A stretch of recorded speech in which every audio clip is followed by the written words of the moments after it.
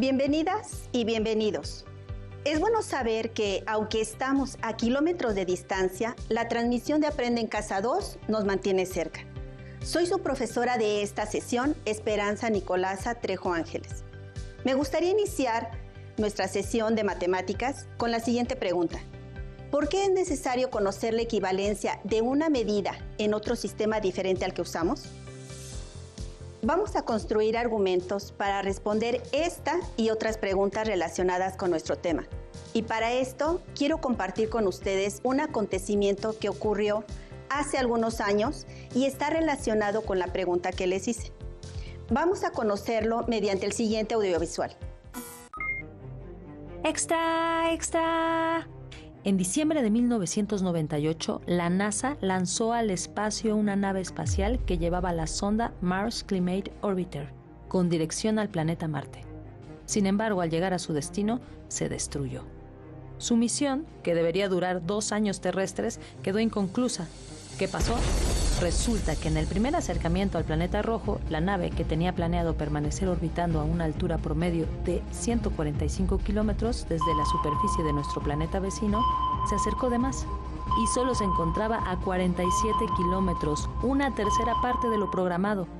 Esto es un error enorme que provocó la fricción de la nave con la atmósfera del planeta y eso la desintegró. ¿A qué se debió este gran error?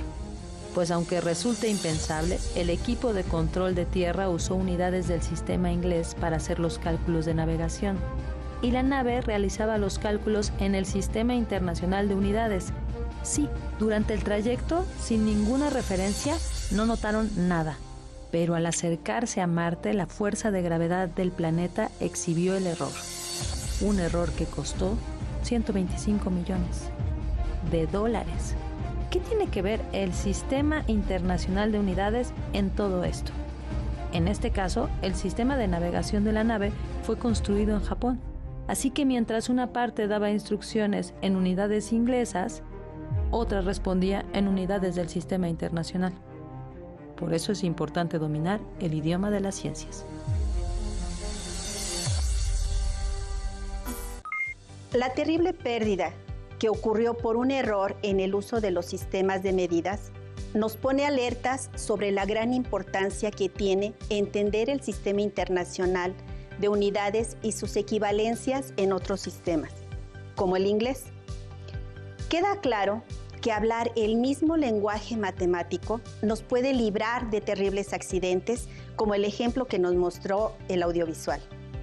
Por lo que en esta sesión resolveremos problemas que implican conversiones en múltiplos y submúltiplos de unidades del sistema internacional y de unidades del sistema inglés.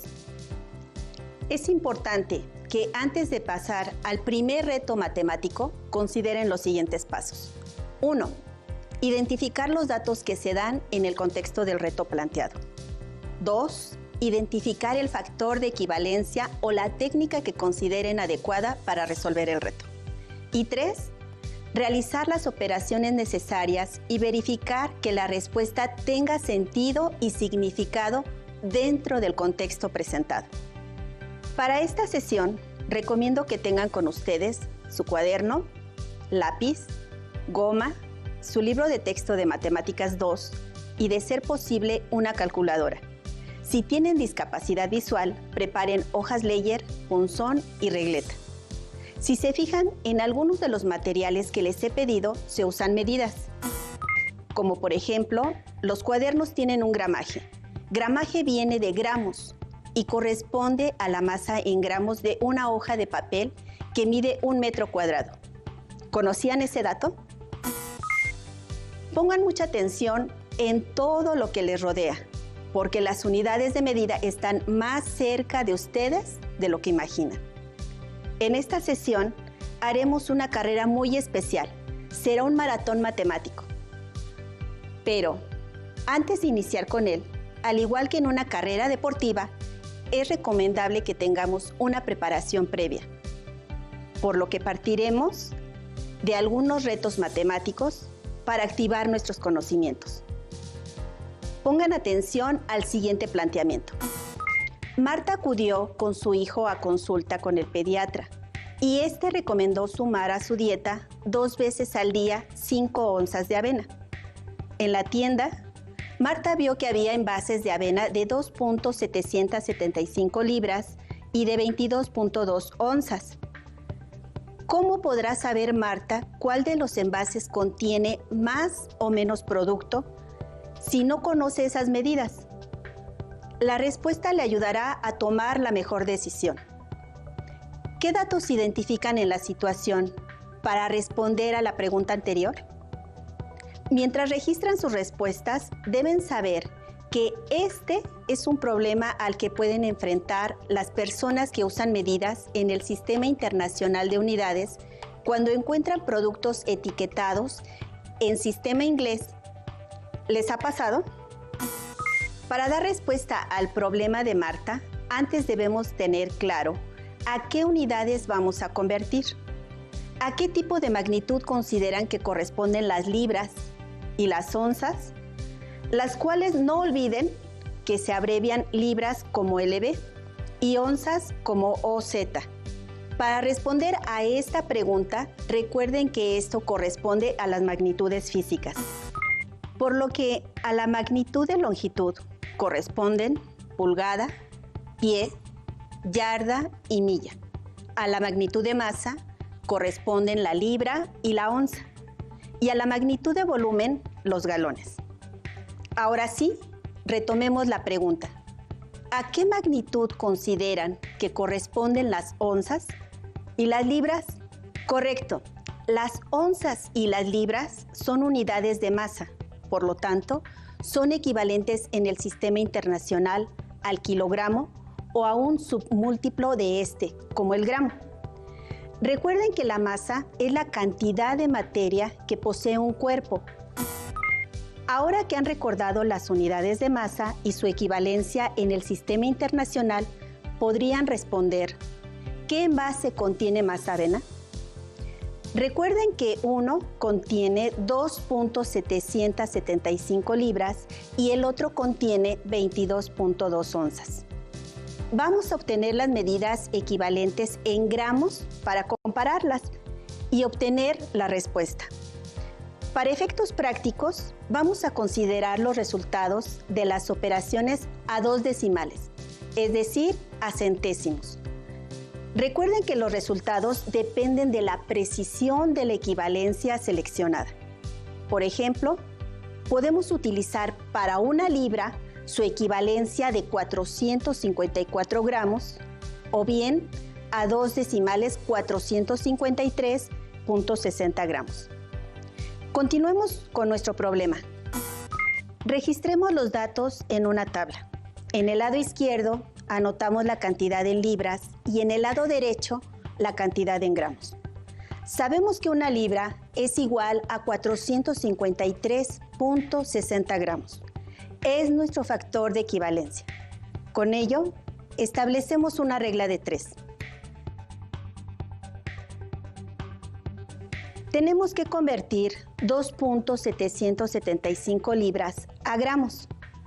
Resolviendo tendríamos X es el valor que desconocemos, la incógnita, y este valor se obtiene al multiplicar 2.775 libras por 453.60 gramos entre una libra. Esto nos da un resultado de 1.258.74 gramos. Fíjense que para resolver esta conversión, operativamente aplicamos la regla de 3.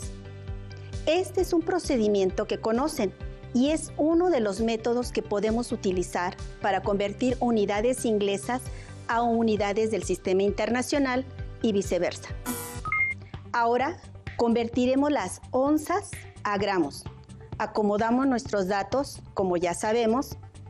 Tenemos una columna de onzas y una de gramos. Una onza es igual a 28.35 gramos. Es nuestro factor de equivalencia. Tenemos que convertir 22.2 onzas a gramos.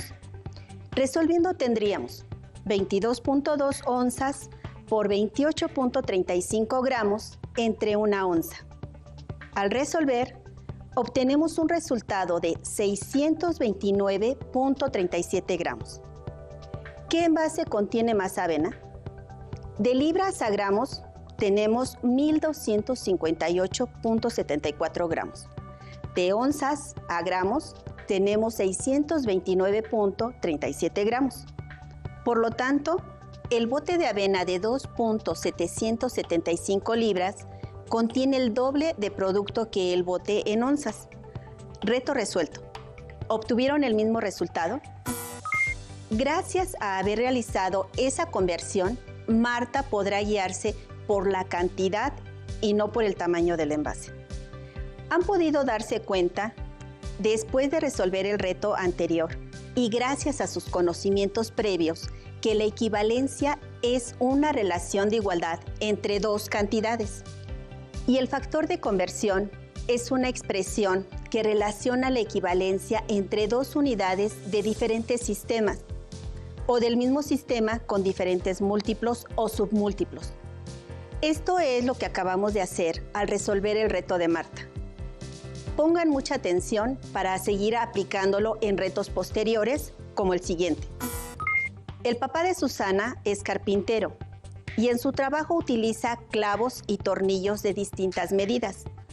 Ahora le advirtieron que dentro del muro hay una tubería de 4 centímetros del lugar en el que clavará las maderas, por lo que Susana quiere saber qué clavos usará su papá. Pero como la medida de los clavos viene en pulgadas, ella quiere conocer la medida en centímetros, para saber qué medida de clavos no dañaría la tubería. Vamos a cumplir el reto. ¿Qué harían ustedes para resolver la situación problema? Susana decidió hacer una tabla para registrar la medida de los clavos que más utiliza su papá y así identificar cuál es la mejor opción. Completen la siguiente tabla convirtiendo la medida de los clavos de pulgadas a centímetros. Recuerden que una pulgada es equivalente a 2.54 centímetros. Este es el factor de conversión. En la columna medidas de los clavos en pulgadas, sabemos que las pulgadas se abrevian como IN.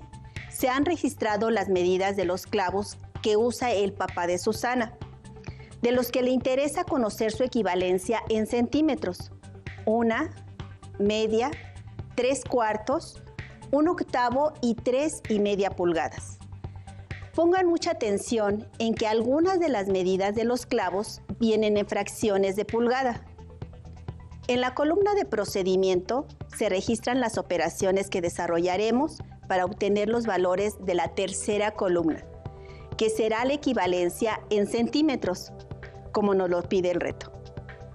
Una pulgada, como les mencioné anteriormente, es igual a 2.54 centímetros. Para encontrar la equivalencia, uno de los procedimientos que puede utilizarse es representar la pulgada en fracción, considerando el numerador como 254 y como denominador 100, por los dos decimales que tiene la pulgada. Como ya se mencionó, este es nuestro factor de conversión o nuestra equivalencia. En la columna de procedimiento vamos a multiplicar la fracción numerador por numerador y denominador por denominador, obteniendo 254 entre 200. Al realizar la división, tenemos un resultado de 1.27 centímetros. Con los ejemplos anteriores, ahora ustedes resuelvan para los clavos de 3/4, 1/8 y 3,5 pulgadas. Si tienen una calculadora, este es el momento de utilizarla. Presten atención. Comparen sus resultados con los de la tabla. Si tuvieron duda en el caso del número mixto, 3 enteros, 1/2 de pulgada, les recuerdo que primero convertimos a una fracción impropia, multiplicando el entero, que es el número 3, por el denominador 2, igual a 6, más el 1 del numerador, cuyo resultado es igual a 7/2. Después, continuamos multiplicando como en las otras conversiones, y al realizar la división, su equivalencia es 8.89 centímetros. ¿Listos? ¿Obtuvieron los mismos resultados? Otro procedimiento que seguramente conocen y que podemos ocupar para resolver este tipo de retos con fracciones es convertir la medida de los clavos de fracciones a números decimales. Por ejemplo, 1/2 es igual a 0.5. Multiplicamos 0.5 pulgadas por 2.54 centímetros entre 1 pulgada. Y esto es igual a 1.27 centímetros. 3/4 es igual a 0.75. Multiplicamos 0.75 por 2.54 entre 1 pulgada, igual a 1.90 centímetros. De tal manera que, al resolver las operaciones, la tabla nos queda así. Los clavos de 1 pulgada equivalen a 2.54 centímetros. Los de media pulgada equivalen a 1.27 centímetros. Los de 3/4 de pulgada equivalen a 1.90 centímetros. Los de 1/8 de pulgada equivalen a 0.30 centímetros. Y los de 3,5 pulgadas equivalen a 8.89 centímetros. Al conocer los resultados, Susana supo qué clavo usaría su papá. ¿Ustedes también? El de 1 pulgada, es decir, el de 2.54 centímetros, por ser el que alcanzaría más profundidad sin dañar la tubería, que está a 4 centímetros. ¿Se imaginan si hubiera usado el clavo de 3,5 pulgadas? Convertir las unidades de pulgadas a centímetros nos ayudó porque tenemos el equivalente de la longitud de los clavos en el sistema internacional, que es el que se usa en nuestro país. Eso nos ayuda a conocer el largo del tornillo o del clavo que usará. En este caso, el papá de Susana. También han podido darse cuenta que este tipo de situaciones se puede resolver de diferentes maneras y obtener el mismo resultado, siempre y cuando utilicen el método adecuado. Recuerden tomar nota de la información que necesiten, así como de sus hallazgos y de sus dudas. Eso les ayudará a fortalecer sus conocimientos. Ahora sí, me parece que están listas y listos para realizar nuestro breve maratón, que será una carrera en la que para avanzar haremos uso de nuestros conocimientos del Sistema Internacional de Unidades y de las conversiones a unidades del sistema inglés o viceversa. Para llevar a cabo nuestra carrera, quiero invitar a Nadia. Ella será nuestra competidora. ¿Qué tal, profesora Esperanza? Ya estoy lista para correr ese maratón. Solamente que si voy a correr poco más de 42 kilómetros aquí adentro, ¿me voy a marear de dar tantas vueltas en un mismo lugar? No te preocupes. En este maratón no correrás tú. Será tu conocimiento el que te hará avanzar, respondiendo a las 4 preguntas que representan cada tramo de la carrera. ¡Perfecto! He estado muy atenta, así que espero que eso me ayude a salir bien librada de esta competencia. Estoy lista para empezar. Son 4 preguntas de opción múltiple. Al obtener una respuesta correcta, se avanzan 10.548 kilómetros, es decir, 1/4 parte de la longitud del maratón. Si respondes acertadamente a las 4 preguntas, habrás conseguido avanzar los 42.195 kilómetros que tiene un maratón. Bien, échenme porras e intenten responder a las preguntas antes que yo. Acuérdense que estoy aquí en representación de cada una y de cada uno de ustedes.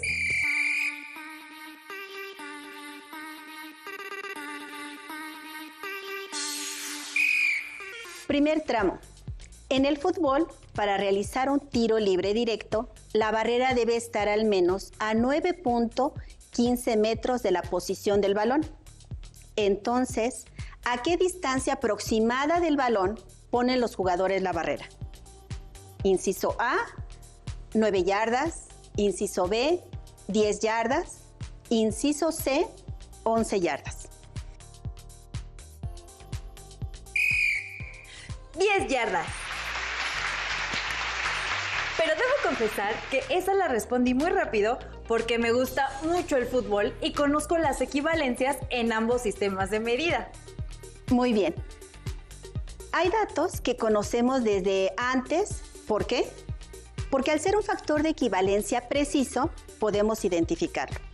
En este caso, sabemos que una yarda equivale a 0.91 metros y para obtener la equivalencia se multiplica 9.15 metros por una yarda entre 0.91 metros, lo que es igual a 10.05 yardas. ¡Excelente! Eso significa que hemos avanzado nuestros primeros kilómetros. Vamos por el medio maratón. Segundo tramo. Emilio compra una camioneta de carga para transportar los productos de su granja. Cuando revisa la ficha técnica, encuentra que la capacidad del tanque de gasolina es de 21 galones. ¿A cuántos litros equivalen esos 21 galones? Recuerda que un galón equivale aproximadamente a 3.8 litros. Inciso A, 84 litros. Inciso B, 69.8 litros. Inciso C, 5.5 litros. Esto es más complicado. ¿Ustedes ya tienen la respuesta? Ahora que analizo la pregunta, esta es una situación común en la zona fronteriza del norte de México. Cierto, ¿cómo lo sabes? Porque tengo familiares allá y con frecuencia la gente compra autos o carga gasolina en los Estados Unidos de América.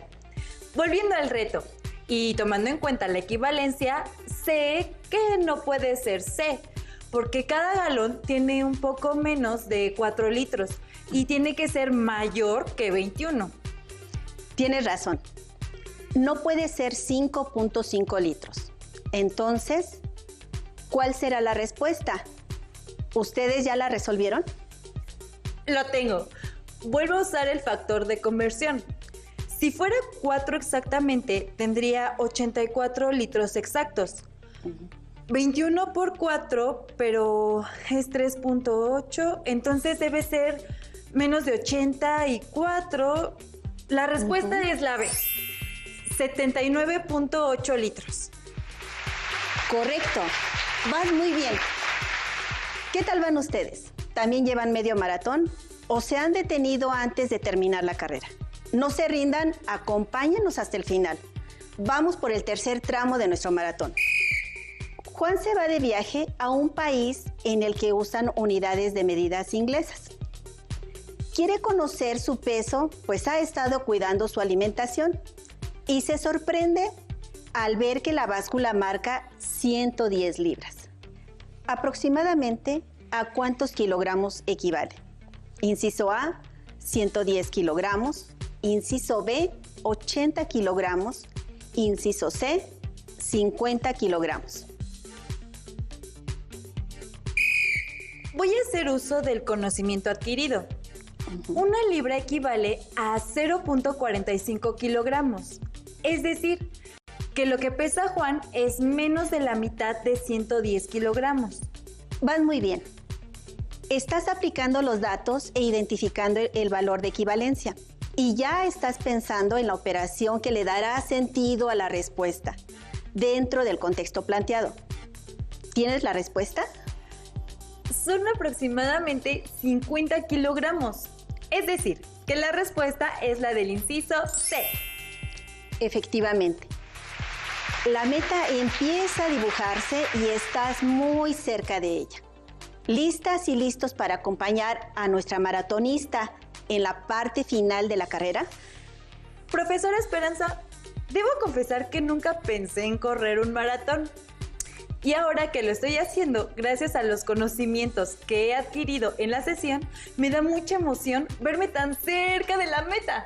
Estoy lista para la última pregunta.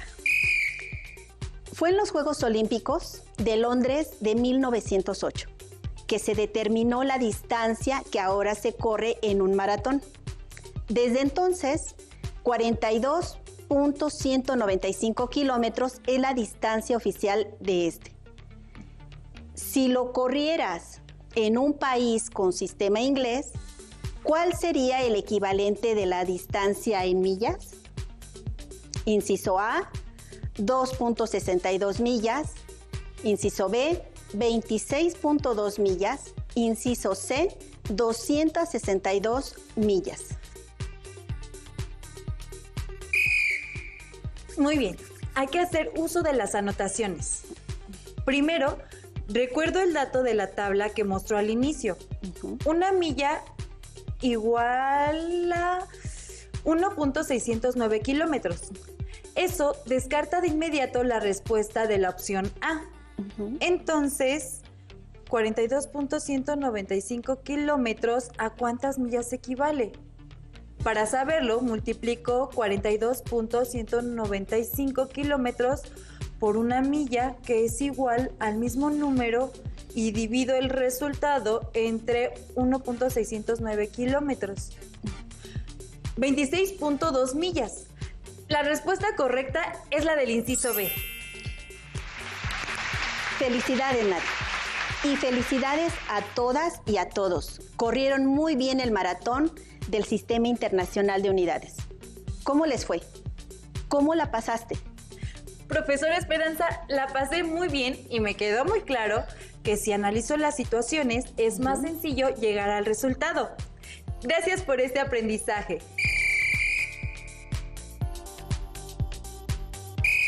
Profesora, con todo lo que hemos revisado, me llama la atención cómo se generaron estas medidas y cómo es que se han modificado. A lo largo de los años y gracias a ciencias como las matemáticas, hemos logrado unificar las medidas. Como ya saben, el cuerpo fue muy importante en el origen de nuestro sistema métrico, pero eran medidas imprecisas. Por ejemplo, un dato curioso. Antiguamente se decía, me dejó con un palmo de narices.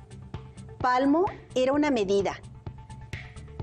Esta frase significaba haber sido burlado y era asociada al gesto físico que consiste en extender la palma de la mano ante la nariz, tocándola con la punta del pulgar, mostrando la medida del palmo.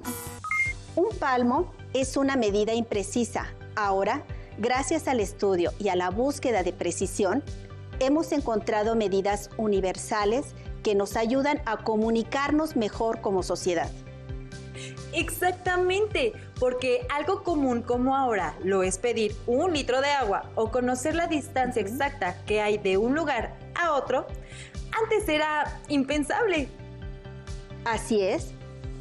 Y lo que lo vuelve posible es la precisión de los datos y la claridad de los factores de equivalencia entre los distintos sistemas de unidades. No se olviden que hay métodos específicos para convertir las unidades y que es muy importante, 1, identificar los datos que se dan en el contexto del reto planteado.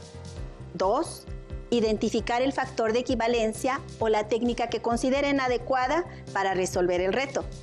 Y 3, realizar las operaciones necesarias y verificar que la respuesta tenga sentido y significado dentro del contexto planteado. Recordemos también la importancia de la precisión. Como pudimos ver en el caso de la sonda que se destruyó en la atmósfera marciana, algo que parece insignificante nos hace darnos cuenta de la importancia de la precisión en las medidas y por lo mismo en sus conversiones, ya que un dato que puede parecer minúsculo puede causar grandes pérdidas. Les recomiendo revisar sus anotaciones, buscar información que pueda complementar lo que hemos estudiado y revisar su libro de texto de segundo de secundaria en el tema correspondiente a los sistemas de unidades. Tomen en cuenta que las herramientas que otorgan las matemáticas pueden ayudarnos a tomar mejores decisiones en el mundo actual. Terminamos. Esta vez, las unidades de tiempo nos muestran que los minutos de esta sesión han transcurrido. Muchas gracias a todas las personas que nos acompañaron. Muchas gracias a usted, profesora Esperanza. Hemos recorrido grandes distancias de conocimiento a su lado. ¡Hasta la próxima! Si tienes dudas o necesitas ayuda, llama al Centro de Apoyo Pedagógico a Distancia El número de teléfono para secundaria es el 55 36 01 71 23. Si requieres consultar los libros de texto en versión digital, recuerda que los puedes encontrar en la página conalitec.cep.gov.mx. Y recuerda que también cuentas con el sitio aprendeencasa.cep.gov.mx, en donde podrás ver nuevamente los videos de los programas y además encontrarás actividades para fortalecer tus aprendizajes. También te invitamos a que consultes la plataforma nuevaescuelamexicana.cep.gov.mx.